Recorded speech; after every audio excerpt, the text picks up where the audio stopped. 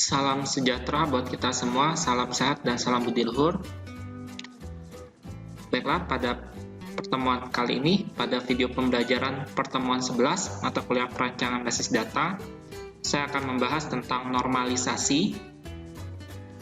Jadi, teknik pendekatan perancangan basis data, ya, sebelumnya dalam merancang basis data ya dapat dilakukan dengan dua buah teknik pendekatan. Yang pertama menerapkan normalisasi terhadap struktur tabel yang telah diketahui. Yang kedua langsung membuat model entity relationship atau ERD. Nah, untuk ERD sudah kita pelajari ya sebelum di pertemuan sebelumnya. Nah, pada pertemuan kali ini kita akan belajar tentang normalisasi. Nah, untuk pendekatan normalisasi, ya, yang pertama, perancang basis data bertitik tolak dari situasi yang nyata. Kedua, perancang basis data telah memiliki item-item yang siap ditempatkan dalam baris dan kolom pada tabel. Ketiga, demikian juga dengan sejumlah aturan tentang keterhubungan antara item data. Nah, kalau dalam pendekatan model entity relationship, kita langsung membuat model data lebih tepat dilakukan jika yang telah diketahui baru prinsip-prinsip sistem secara keseluruhan. Nah, untuk pengertian normalisasi, ya, normalisasi adalah suatu teknik menstrukturkan atau memecah atau mendekomposisi data dalam cara-cara tertentu untuk mencegah timbulnya permasalahan pengolahan data dalam basis data. Nah, permasalahan yang dimaksud adalah adanya anomalis atau penyimpangan yang terjadi akibat adanya kerangkapan data atau redundansi data dalam relasi dan inefisiensi pengolahan. Selanjutnya, basis data dikatakan normal jika pertama, relasi yang digunakan telah optimal. Kedua, dilakukan pengujian berdasarkan kriteria bentuk normal. Ketiga, diwujudkan dengan normalisasi, yaitu dekomposisi relasi menjadi relasi baru yang lebih sederhana. Dekomposisi ini yaitu mengelompokkan, memecahkan. Selanjutnya, untuk konsep dasar normalisasi data. Pertama, normalisasi adalah metode untuk mengelompokkan atribut-atribut menjadi suatu relasi sehingga membentuk well-structured relation, yaitu struktur relasi yang baik. Kedua, normalisasi merupakan proses pengelompokan elemen data menjadi tabel-tabel. Jadi nanti kita akan membuat pengelompokan elemen datanya menjadi tabel-tabel. Ketiga, untuk menghindari duplikasi data. Nah, jadi tidak ada data yang duplikasi, ya. Keempat, merupakan proses mendekomposisikan relasi yang masih memiliki beberapa anomali. Anomali ini adalah penyimpangan atau kejanggalan untuk menghasilkan relasi yang lebih sederhana dan well structured, ya. Struktur yang baik. Selanjutnya, apa itu well structured relations? Jadi, yang pertama, dia sebuah relasi yang memiliki data redundansi yang minimal dan memungkinkan user, pengguna, untuk melakukan insert, ya. Insert ini untuk menambahkan, ya, delete, menghapus, dan update untuk mengubah baris atau record tanpa menyebabkan inkonsistensi data. Kedua, tujuannya untuk menghindari beberapa anomali. Pertama, insertion anomaly, yaitu menambah record baru mempengaruhi user untuk membuat duplikasi data. Kemudian deletion anomaly, yaitu menghapus record mungkin menyebabkan hilangnya data yang akan dibutuhkan pada record lain. Kemudian modification anomaly, yaitu merubah data pada sebuah record mempengaruhi perubahan pada record lain karena adanya duplikasi. Selanjutnya, di sini ada contoh, ya, karyawan, ya, ada tabel karyawan, ada atribut NIP, nama, bagian, gaji, kursus, selesai. Nah, apa primary key-nya? Jadi di sini, ya, untuk primary key-nya di sini adalah NIP, ya, nomor induk pegawai, kemudian ada composite-nya, yaitu composite key-nya ada NIP sama kursus. Selanjutnya anomali pada karyawan. Nah, anomali pada tabel karyawan tadi ya. Nah, di sini insertion tidak dapat memasukkan data karyawan baru yang tidak mengambil kursus. Jadi di sini kita tidak bisa menambahkan karyawan baru jika tidak mengambil kursus. Nah, seperti yang NIP 300 ini kosong ya, tidak memiliki kursus dia. Nah, kemudian deletion, jika pegawai 400 dihapus, kita akan kehilangan informasi tentang keberadaan kelas marketing. Jadi, kalau kita menghapus NIP 400 di sini ya, bagian marketing, kursus marketing, maka akan hilang untuk bagian marketing dan kursus marketing. Maka tidak ada datanya untuk bagian dan kursus marketing lagi. Kemudian modification, menaikkan gaji pegawai 100 mengharuskan kita untuk mengupdate beberapa record. Nah, kalau kita seandainya menambahkan, ini ya NIP 100 ada 2. Nah, namanya Agus ya, bagian keuangan. Yang satu kursus SPSS, satu kursus audit, gajinya 1000. Kalau kita mau mengubah, berarti kita harus mengubah keduanya. Mengapa beberapa anomali ini muncul? Karena kita telah menyatukan dua tema atau entity dalam satu relasi. Hal ini menyebabkan adanya duplikasi dan ketergantungan antar entitas. Karena kita di sini sudah menggabungkan dua tema, ya. Di sini ada NIP nama bagian gaji, ya. Kemudian ada kursus dan selesai. Nah, ini ada dua tema. Selanjutnya, untuk normalisasi data, ya, sebelum mengenal lebih jauh mengenai normalisasi, ada beberapa konsep yang harus diketahui terlebih dahulu. Yang pertama, field atau atribut kunci atau key. Nah, biasanya ini nanti ada primary key-nya, ya. Kedua, ada ketergantungan fungsional atau functional dependency. Jadi ada ketergantungannya antara primary key dan key, ya. Untuk field atau atribut kunci atau key, ya, key adalah satu atau gabungan dari beberapa atribut yang dapat membedakan semua baris data atau row dalam tabel secara unik. Terdapat beberapa macam key yang dapat diterapkan pada suatu tabel, yaitu pertama super key, satu atau lebih atribut kumpulan atribut yang dapat membedakan setiap baris data dalam sebuah tabel secara unik. Pada tabel nasabah terdapat atribut-atribut sebagai berikut: nomor rekening, nama, nomor KTP, tempat lahir, tanggal lahir, alamat. Super key-nya adalah nomor rekening. Karena unik, tidak mungkin ganda. Nomor rekening pasti setiap orang berbeda-beda. Kemudian nomor KTP. Karena unik, tidak mungkin ganda. Sama. Nomor KTP setiap orang pasti berbeda-beda. Kemudian, yang kedua ada namanya kandidat key. Jadi kandidat key ini merupakan kumpulan atribut minimal yang dapat membedakan setiap baris data dalam sebuah tabel secara unik. Nah, jadi ini ada kandidat key-nya. Jadi ada primary key lebih dari 2. Nah, dia merupakan kandidat key. Seperti itu. Nah, yang ketiga, primary key pada sebuah tabel dimungkinkan adanya lebih dari satu kandidat key. Salah satu dari kandidat key, jika memang ada lebih dari satu, dapat dijadikan sebagai primary key. Jadi dari kandidat key tadi, ya, bisa salah satu kita jadikan primary key. Nah, kemudian yang keempat, alternate key adalah kandidat key yang tidak menjadi atau tidak dipakai sebagai primary key. Jadi nanti kandidat key yang tidak terpilih menjadi primary key, maka akan menjadi alternate key. Nah, seperti itu. Jadi nanti ada ini ya, ada beberapa kandidat key, satu dipilih jadi primary key. Nah, key yang tidak terpilih akan menjadi alternate key. Kelima, ada namanya foreign key.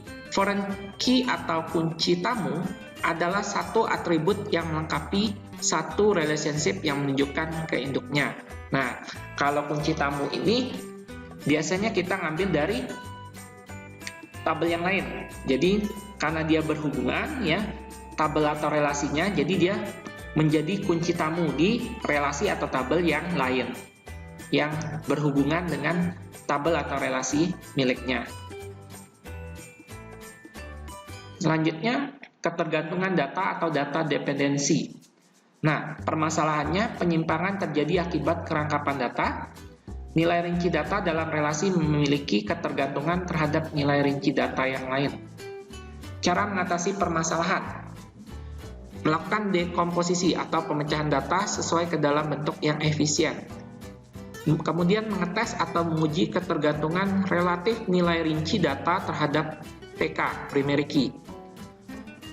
Ketiga, usahakan atribut non-kunci atau non-key hanya bergantung pada atribut PK atau primary key dan tidak memiliki ketergantungan pada atribut lainnya. Jadi, maksudnya non-kunci atau non-key bergantung pada atribut primary key. Kemudian non-kunci atau non-key tadi tidak memiliki ketergantungan dengan atribut non-kunci atau non-key lainnya. Selanjutnya, nah, ketergantungan data tadi ya, atau data dependensi atau disingkat FD, jika nilai rinci data pada suatu atribut menentukan atau mengimplikasikan nilai rinci data pada atribut lain. Contoh, sebuah atribut Y tergantung secara fungsional terhadap atribut lain X jika nilai X berkaitan dengan nilai pada Y. Setiap record yang memiliki sembarang nilai X selalu berhubungan dengan nilai Y yang sama. Jadi notasinya seperti ini ya. Ada keterangannya, FD adalah fungsional dependensi, R adalah nama relasi, X atribut penentu atau determinan yaitu CK. Nah, Y atribut yang bergantung atau dependen. Jadi X yang menentu sebagai penentu dari Y, sedangkan Y bergantung pada X. Selanjutnya, nah ini ada contoh tabel ya, relasi Tur ya. Dalam relasi Tur, maka FD dapat ditulis sebagai berikut. Nah, jadi FD.2 R.X R.Y. Nah, FD ya untuk Tur, nah nomor anggota ya, kemudian Tur nomor anggota, Tur tujuan, Tur tanggal ya. Kemudian ada Tur nama anggota, Tur alamat lokal, Tur biaya. Penjelasannya, nama anggota dan alamat lokal adalah bergantung pada nomor anggota, sedangkan biaya bergantung pada tujuan dan tanggal, seperti itu. Selanjutnya ya, ketergantungan tadi ya. Jadi untuk ketergantungan fungsional penuh atau full functionally dependency atau FFD ya, pada suatu kombinasi atribut jika FD pada suatu atribut dan tidak FD pada bagian lain dari kombinasi atribut. Contohnya, suatu atribut Y mempunyai ketergantungan fungsional penuh terhadap atribut X jika Y functionally dependensi terhadap X. Y tidak functionally dependensi terhadap bagian tertentu dari X. Notasinya FFD.2 R.X tanda panah ke kanan R.Y. Keterangannya FFD full functionally dependency, R nama relasi, X atribut penentu atau determinan yaitu CK, Y atribut yang bergantung atau dependen. Oke, selanjutnya, nah ini untuk relasi Tur tadi ya.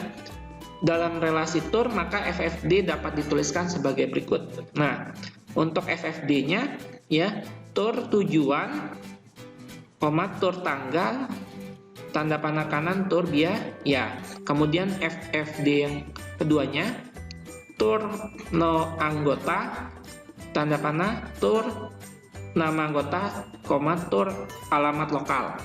Penjelasannya, biaya Tur ya. Biaya Tur ini hanya bergantung sepenuhnya pada tujuan dan tanggal dan tidak bergantung pada siapa yang melakukan Tur. Kemudian nama anggota dan alamat lokal hanya bergantung sepenuhnya pada nomor anggota. Selanjutnya, nah ini untuk ketergantungan data, contoh tabel relasi karyawan. Nah, di sini ada atribut NEK, nama karyawan, golongan gaji, gaji pokok. Nah, dalam relasi karyawan, maka TDF dapat dituliskan sebagai berikut, ya. TDF titik 2 R titik X tanda panah kanan, R titik Y tanda panah ke kanan, R titik Z. Jadi TDF-nya titik 2 karyawan ya titik NEK tanda panah karyawan titik golongan gaji ya tanda panah kanan, karyawan titik gaji pokok. Penjelasannya golongan gaji ya, golongan gaji FD pada NEK dan gaji pokok FD pada golongan gaji. Jadi nilai rinci data pada atribut gaji pokok Z ya bergantung pada golongan gaji. Selanjutnya, nah jadi untuk ketergantungan total atau total dependensi atau TD, ya suatu atribut Y mempunyai ketergantungan total jika Y functionally dependensi terhadap X, X functionally dependensi terhadap Y. Notasi TD titik 2 RX ya, RX ini buka kurung ya, buka kurung siku, tutup kurung siku, R titik Y. Keterangan TD total dependensi, R nama relasi, X atribut penentu atau determinan sekaligus bergantung pada Y. Y atribut yang bergantung atau dependen sekaligus penentu pada X. Selanjutnya, nah dari tabel relasi karyawan tadi ya. Jadi dalam relasi karyawan maka TD dapat tulis sebagai berikut. TD titik 2 R titik X ya, buka kurung siku, tutup kurung siku, R titik Y. Nah, TD karyawan titik golongan gaji ya, buka kurung siku, tutup kurung siku, karyawan titik gaji underscore pokok. Nah, ketergantungan data tadi ya atau data dependensi. Nah, untuk diagram ketergantungan data dalam relasi TUR ya seperti ini. Jadi yang di sebelah kiri adalah penentu, yang di sebelah kanan adalah yang bergantung ya, yang bergantung. Nah, jadi nama anggota dan alamat lokal bergantung pada nomor anggota. Kemudian biaya bergantung pada tanggal dan tujuan. Nah, untuk diagram ketergantungan data dalam relasi karyawan, nama karyawan bergantung pada NEK, gaji pokok bergantung pada golongan gaji. Jadi yang di sebelah kiri ini adalah primary key-nya, yang di sebelah kanan adalah non key-nya. Selanjutnya langkah-langkah dalam normalisasi. Pertama ada tabel dengan multi value atribut ya. Nah, supaya dia bisa jadi first normal form atau normal bentuk pertama, kita harus hilangkan multi value atribut. Nah, selanjutnya untuk kita menjadi second normal form, kita hilangkan partial dependencies. Kemudian untuk jadi third normal form ya, normal bentuk ketiga, kita harus hilangkan transitive dependencies. Selanjutnya untuk menjadi boys normal form ya, hilangkan sisa anomali yang dihasilkan dari functional dependencies. Kemudian untuk menjadi fourth normal form ya, hilangkan multi-valued dependencies. Kemudian terjadi fifth normal form ya, hilangkan anomali yang tersisa. Nah, ini adalah langkah-langkah dalam normalisasi. Nah, untuk first normal form ya, 1NF ya, normal bentuk pertama, sudah tidak ada repeating group. Kemudian tidak memiliki multi-valued atribut. Kemudian setiap nilai atribut hanya mempunyai nilai tunggal. Di sini ada contoh dokumen surat PO. Di surat PO terdapat atribut nomor PO, tanggal PO, kode pelanggan, nama pelanggan. Kemudian ada tabel ya, isi atributnya nomor, kode barang, nama barang, harga, jumlah pesanan. Nah, di sini ada 8 atribut yang kita dapat dari surat PO. Selanjutnya, relasi yang belum normal tahap pertama dari dokumen tadi ya, diperoleh tabel seperti ini. Nah, ada atribut nomor PO, tanggal PO, kode pelanggan, nama pelanggan, kode barang, nama barang, harga, jumlah pesanan. kita mendapat 8 atribut dari dokumen surat PO. Nah, di sini sudah diisi ya, P001, nomor PO-nya, tanggal PO-nya 12/02/2015, kode pelanggannya PLG 001, nama pelanggan Ani, kode barangnya ada 3, B001, 2, 3, nama barangnya ada komputer, printer, badu, harganya 5.500.000 dan 100.000. Jumlah pesannya untuk ketiga barang ini sama 1. Nah, ini adalah tabel pertama ya, yang belum normal tahap pertama. Kenapa? Tabel di atas tidak normal ke 1. Bentuk pertama, terdapat repeating group. Nah, masih ada pengulangan repeating group. Dari nomor PO sampai nama pelanggan ini hanya ada 1 ya. Nah, yang baris kedua, ketiga untuk barang B002 dan B003-nya ini belum dituliskan. Agar satu NF, setiap perpotongan baris dan kolom harus terisi. Nah, ini harus kita isi 2 baris yang kosong ini. Berarti tabel di atas agar normal ke 1 harus diisi perpotongan datanya. Jadi harus diisi datanya. Nah, untuk relasi yang sudah normal tahap pertama 1NF seperti ini tabel kedua. Nah, di sini kita masukkan ya nomor PO-nya P001, tanggal PO-nya 12 bulan 2 tahun 2015, kode pelanggannya PLG 001, nama pelanggannya Ani. Nah, biarpun datanya sama, tetapi tetap kita harus inputkan per barang ya. Jadi setiap baris harus kita isikan datanya, tidak boleh dikosongkan. Nah, dari tabel pertama ya kita dapat no PO, tanggal PO, KD pelanggan, nama pelanggan. Nah, kemudian dari dapat tabel pertama ya, no PO menentukan tanggal PO, kode pelanggan dan nama pelanggan. Kemudian untuk tabel kedua ya, kode barang di sini menentukan nama barang dan harga. Jadi kode barang menjadi penentu untuk nama barang dan harga. Nama barang dan harga itu bergantung kepada kode barang ya. Nah, kita dapat tabel ketiga yaitu nomor PO ditambah kode barang ya. Itu kita dapatlah menentukan ya JML PSN, jumlah pesan. Jadi no PO dan kode barang menjadi penentu untuk jumlah pesan. Kemudian jumlah pesan bergantung pada no PO. Jadi dari relasi yang pertama ya, dari normal form bentuk pertama kita dapat 3 tabel. Kita lanjutkan analisis terhadap tabel kedua. Jadi di tabel kedua ya, kita sudah normal ke 1 atau 1NF, akan tetapi belum normal kedua karena masih terdapat partisial dependensi atau sebagian primary key menentukan non key lainnya. Jadi ya, sebagian primary key-nya menentukan non key lainnya. Nah, jadi kita harus pecahkan ya. Jadi seperti ini. Nah, tabelnya seperti ini. Awalnya kan ini kan gabung nih semua tabelnya satu tabel ya. Jadi di sini ada no PO ya. Ini menentukan tanggal PO, kode pelanggan, nama pelanggan. Kemudian kode barang menentukan nama barang dan harga. Kemudian kalau nomor PO ditambah kode barang ya, primary key-nya digabung, maka akan menentukan jumlah pesanan. Nah, ini masih gabung ya, satu tabel. Maka untuk berubah menjadi normal form bentuk kedua ya, berarti tabelnya harus kita pisahkan. Kita akan masuk ke second normal form atau 2NF. Jadi pada saat 1NF dan setiap atribut non-key sepenuhnya secara fungsional tergantung pada semua primary key. Nah, setiap atribut non-key harus didefinisikan oleh semua key, bukan oleh sebagian dari key. Tidak memiliki particial functional dependencies. Sebagian primary key menentukan non-key lainnya.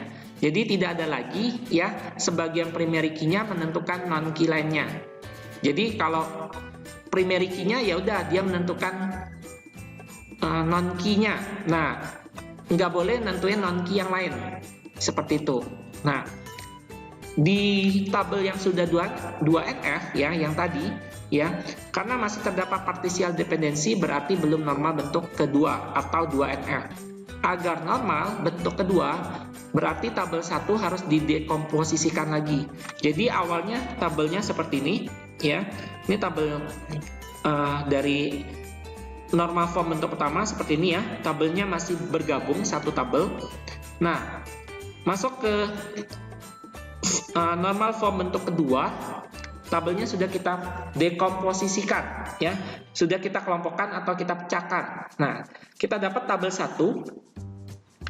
No PO menentukan tanggal PO, kode pelanggan, dan nama pelanggan.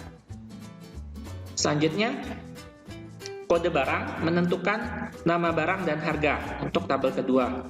Untuk tabel ketiga, ya, nomor PO ditambah kode barang menentukan jumlah pesanan. Jadi dari tabel 2NF atau normal form bentuk kedua, kita sudah mendapat 3 tabel, ya, seperti ini. Selanjutnya, kita masuk third normal form atau 3NF.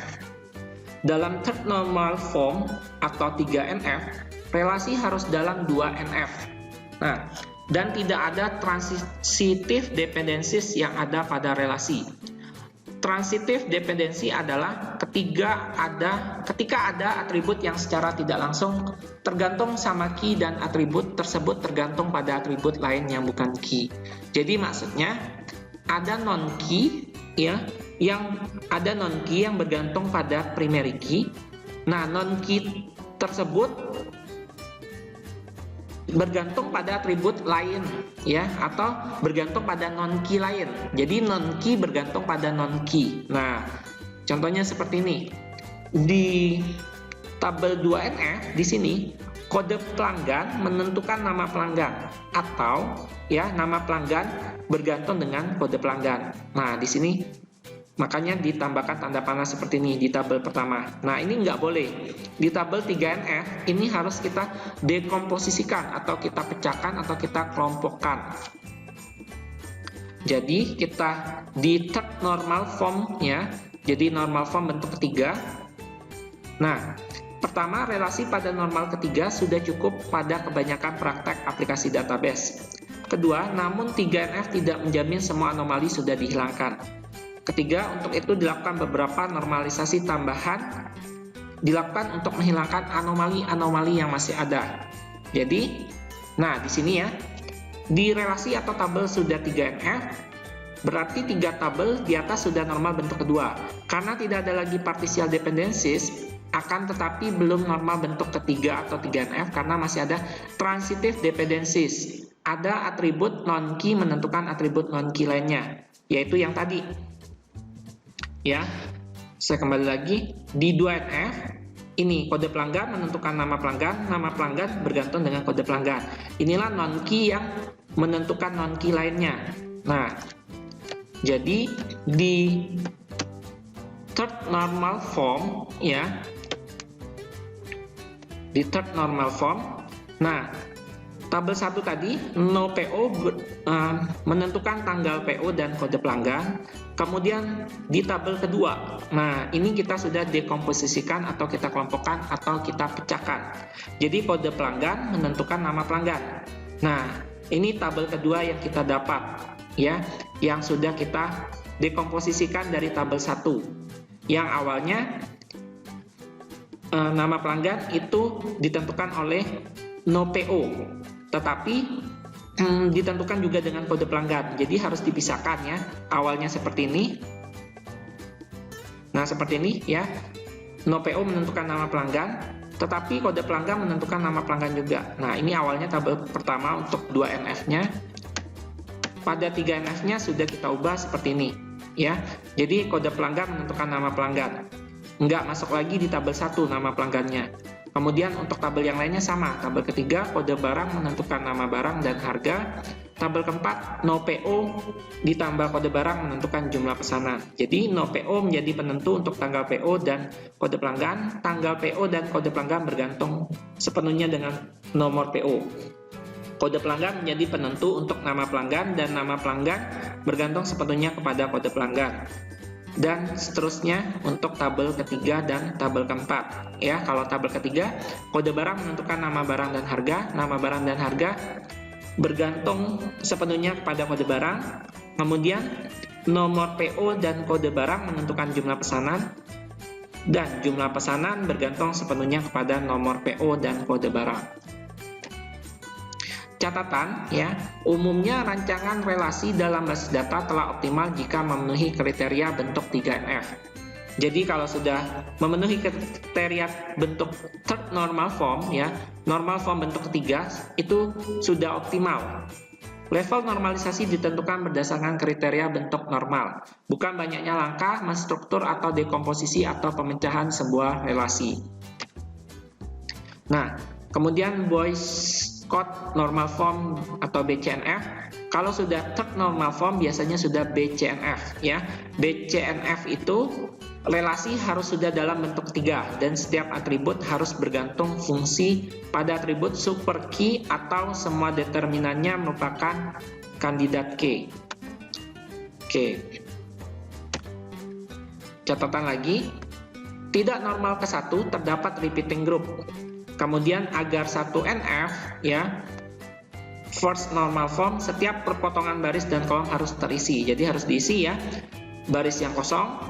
Kemudian tidak normal kedua ya, atau second normal form, terdapat particial dependencies. Jadi sebagai primary key menentukan non key lainnya. Jadi ada primary key yang menentukan non key lainnya.